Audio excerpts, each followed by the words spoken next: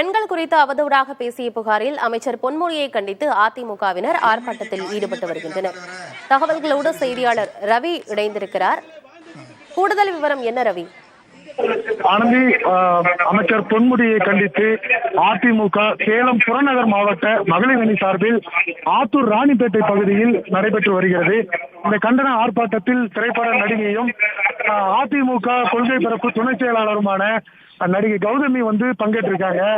ஆத்தூர் சுற்று வட்டார பகுதியிலிருந்து கிட்டத்தட்ட 1000க்கும் மேற்பட்ட பெண்கள் இந்த போராட்டத்தில் கலந்திருக்கிறாங்க.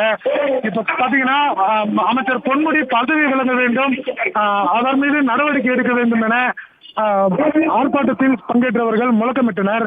தொடர்ந்து கோடை வெயில் கொளுத்தி வரும் நிலையிலும் ஏராளமான பெண்கள் வெயிலை பொருட்படுத்தாமலும் குழந்தைகளோடும் சிறுவர்களோடும் இந்த ஆர்ப்பாட்டத்தில் பங்கேற்றுள்ளனர்.